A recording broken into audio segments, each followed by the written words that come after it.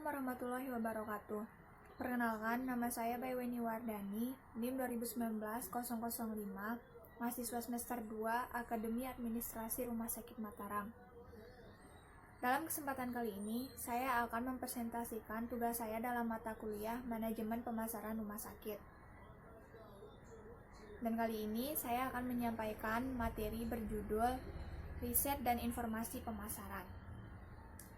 Riset pemasaran dan sistem informasi pemasaran merupakan satu kesatuan yang tidak dapat dipisah, karena riset merupakan studi di mana kita bisa mengetahui keinginan dan kebutuhan para konsumen, sedangkan informasi merupakan tempat untuk pengambilan info yang mana akan dijadikan sebagai riset dalam pemasaran.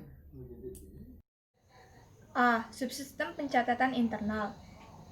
Inti dari sistem pencatatan internal adalah siklus pesanan, sampai, dan pembayaran.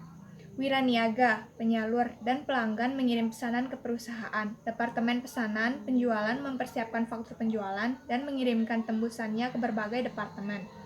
Item barang yang persediaannya habis akan dipesan kembali. Item-item barang yang dikirim disertai dengan dokumen pengiriman dan rekening yang juga dibuat rangkap dan dikirimkan ke berbagai departemen. B. Substansi intelijen pemasaran. Sistem intelijen pemasaran adalah serangkaian prosedur dan sumber daya yang digunakan para manajer untuk memperoleh informasi sehari-hari mengenai perkembangan berkaitan dengan lingkungan pemasaran. Manajer pemasaran mengamati lingkungan tersebut dengan 4 cara. 1. Pengamatan tidak terarah, yaitu pengungkapan informasi secara umum di mana manajer tidak mempunyai maksud khusus sebelumnya. 2. Pengamatan bersyarat, yaitu pengungkapan terarah terhadap bidang atau jenis informasi yang relatif telah diidentifikasi secara jelas, tetapi tidak melibatkan penyelidikan aktif.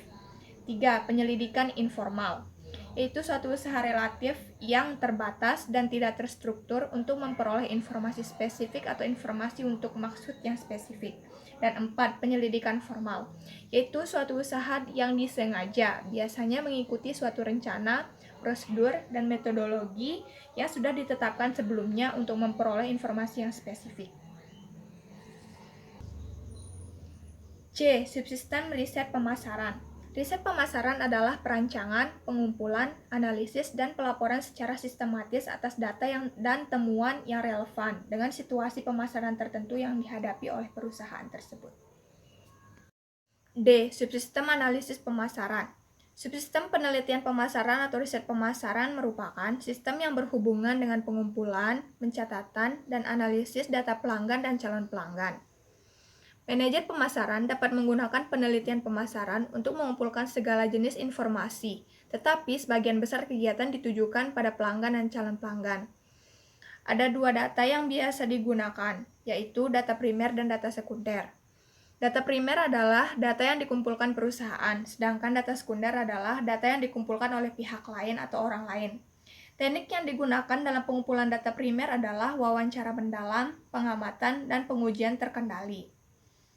Beberapa data sekunder harus dibeli dan sering tersedia dalam bentuk pita magnetik atau disket untuk memudahkan pemasukan ke dalam komputer.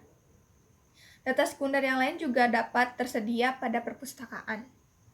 Demikian persentase yang dapat saya sampaikan. Saya harap bisa dimengerti dan saya sangat memohon maaf apabila masih terdapat banyak kekurangan dalam video persentase saya kali ini.